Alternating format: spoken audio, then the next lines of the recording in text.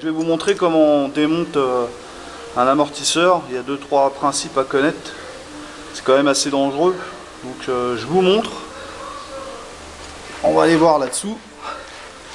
Alors, la première chose, il faut toujours assurer avec cet outil, on regardera tout à l'heure à quoi ça ressemble de plus près. Il faut toujours assurer à bien agripper l'amortisseur. Il faut en fait que l'outil soit légèrement en tension. Là, je vais le resserrer un peu.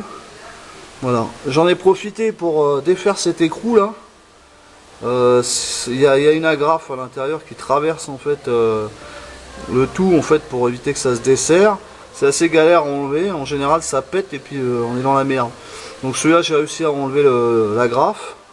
J'ai desserré un petit peu l'écrou. Il faut laisser environ 2 mm hein, à peu près. Et ensuite j'ai tapé à ce niveau là pour décoller. C'est un emmanchement conique, donc c'est plus facile à enlever après parce que on scène en fait avec la pression des amortisseurs. Voilà.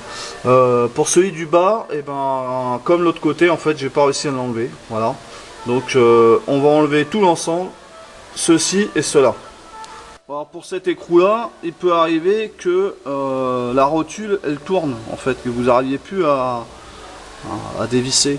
Bah dans ce cas là c'est brosse métallique, c'est dégrippant et puis la petite astuce c'est d'appuyer en fait pour que l'emmanchement conique il freine un petit peu le fait que la rotation en fait de l'axe de la rotule. Voilà, on est presque arrivé, là ça va descendre tout seul après.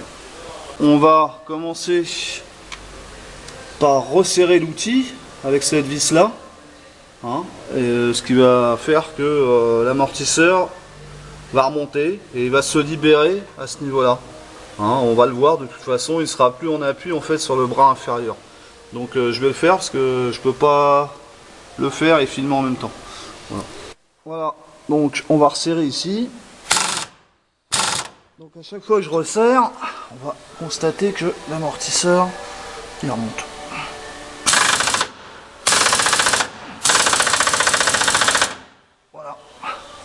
Donc il faut faire super gaffe parce que c'est quand même assez dangereux. Un amortisseur qui est en tension.